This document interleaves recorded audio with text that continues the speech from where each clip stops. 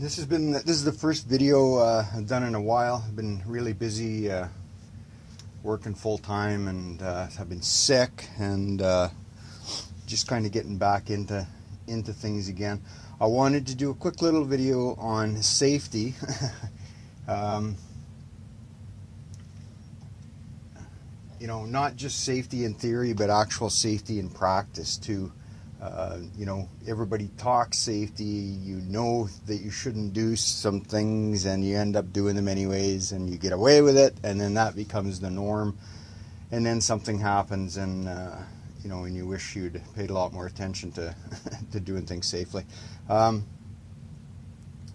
Probably in my experience, the most dangerous piece of equipment in your shop is one of the most simple ones too, and that's a drill press.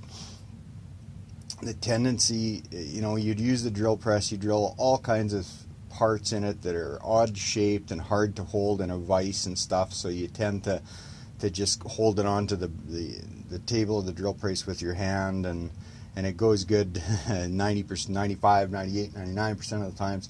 Every once in a while, that drill grabs that piece and spins it around, and if you're lucky, you get whacked in the knuckles. If you're not so lucky, you know, the results are a lot more serious. And I've cut myself twice in the last probably 10 years, both serious enough that I had to go to the emergency and get stitches, and busted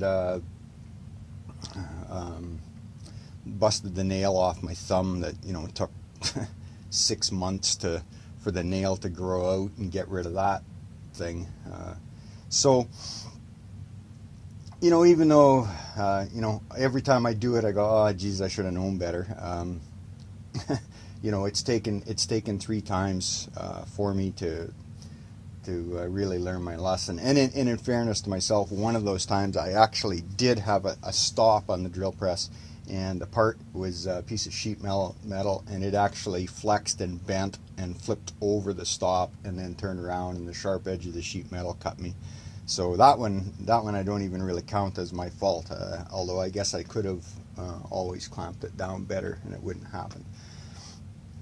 The latest thing was I was building this engine stand. So it's a little engine stand for motorcycle engines, and you know, you can rotate the whole engine back and forth and upside down, and then just lock it into place. I was building this.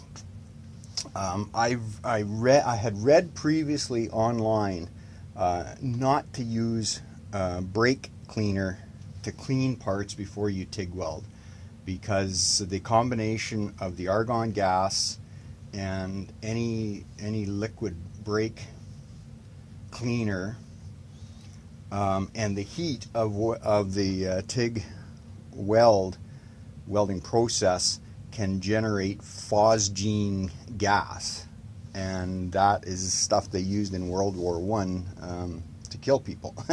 So if you do a little search on TIG welding and phosgene gas, you'll find a little tale of a guy who welded through a puddle of brake cleaner, and it really messed him up.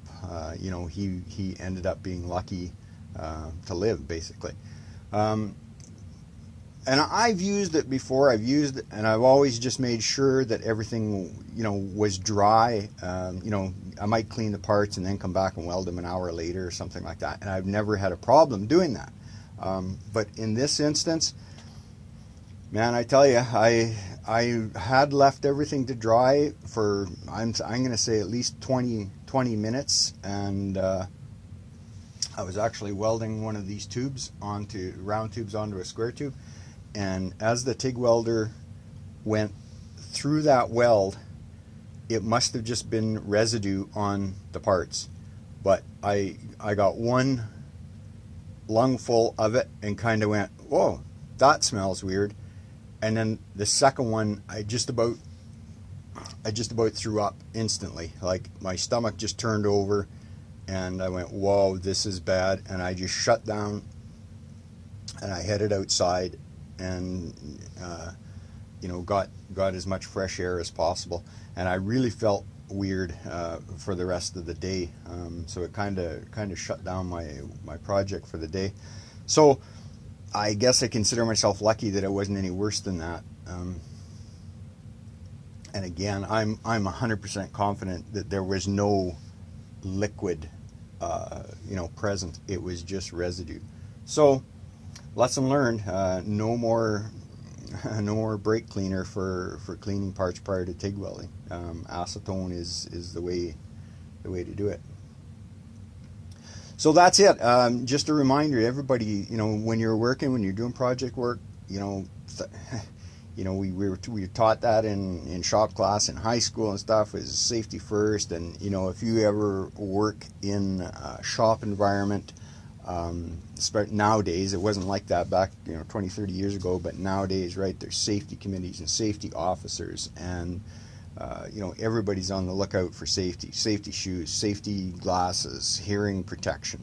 And when you're at home, that stuff tends to fall by the wayside. But just a reminder to think about it, because things go wrong in a hurry, and they can have lasting effects on your physical and mental health, your ability to earn a living, and ability to take care of your family. So that's it for this little video.